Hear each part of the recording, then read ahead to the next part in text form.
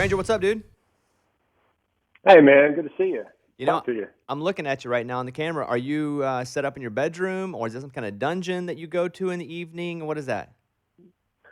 No, actually, I drove over here to my little brother's house, Parker's house, because he has really fast internet, and the internet in my house is terrible. So that's where I am. What kind of plot of land are you living on up there? Are you still in north of Austin, like Round Rock area? Yeah, we're in Georgetown, so we're out in the country, and it's a good place to be for a shutdown, I guess. You got a pond? What you got up there? Yeah. We have a couple ponds. We have a well that feeds one of the ponds, and some fish, some deer. Yeah. Are you able to go out, and is that what you do all day? Are you just going out with family, fishing, driving the tractor, that kind of stuff? That's really all I do. I do that, and I make videos all day, every day. You're a regular influencer. I'm just waiting for a tummy tea. Like, that's what, if you just sell some tummy tea or something like that, you'll be completely. The question is, do you have a ring light? If you have one of those, you're a real influencer. I do, but I think Amber uses it more than I do. And she's probably the bigger influencer than I am as well. But I actually take that as a compliment, being an influencer. Sometimes I ask myself, like, am I a real YouTuber? Is that what I am? You guys have that. Maybe if I have to ask the question, it's not real. You guys have that series out, the Smiths, and you're doing that twice a week. Is that right? That's got to be a lot of work.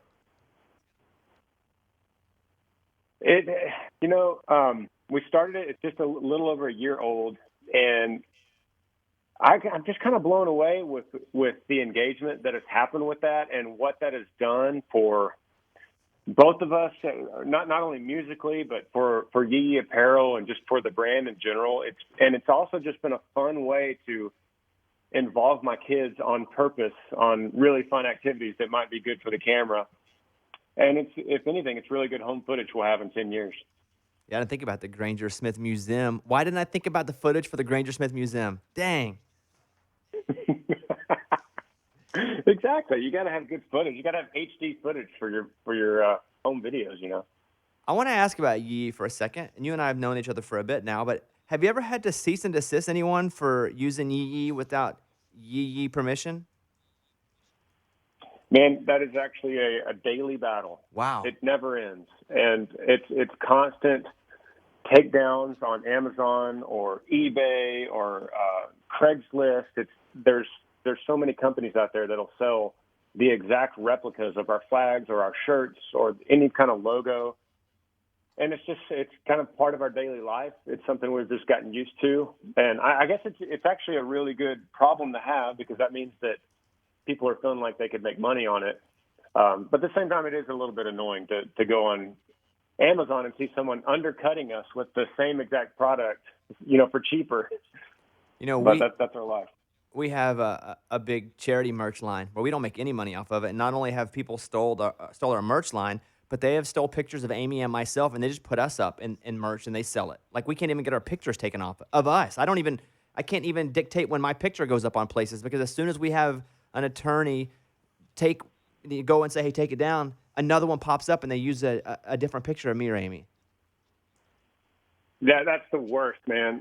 Charity stuff is the worst. Where it happens with our charity, and when people want to capitalize on that, and during this crazy time in the world, it's so important to tell fans and listeners to really be diligent on the internet and watch out for anyone, any artist or celebrity or charity group messaging you directly and asking you for money.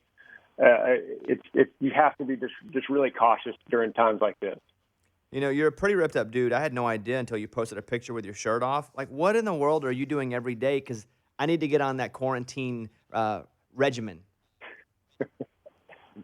Well, first of all, you're talking about a picture from a long time ago. So you're not sure if I'm still like that. You are. I'm looking at you right now. I can tell. Oh, Bobby. Yeah. I try to just stay active. Come on. What are you doing? What are you doing? Well, you got to eat good first. For me personally, that's 80%. I got to watch what I eat 6 days a week, and I don't care about anything on the seventh day. That's pretty much that's the secret. And then you got to stay active. Yeah, I think eating is such a massive part of it that if people that work out all the time are like, I don't see results. It's like, well, eating is the most important. Like, No. you could eat exactly right and not work out and be better than the opposite. You're exactly right. And I say 80%, and it could be like 90.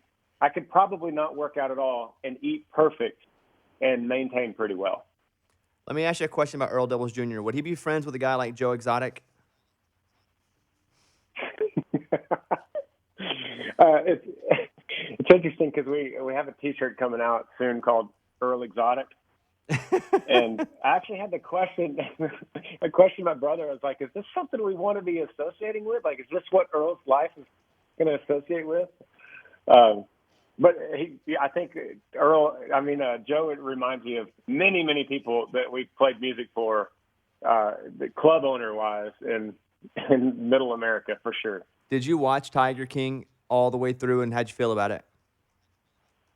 I watched the first one because everyone was begging me to, and I felt like my life was a little worse off because of it. and then I watched the whole thing. Yeah, so I finished it all. All right, listen, I'm glad you're here. It's good to talk to you.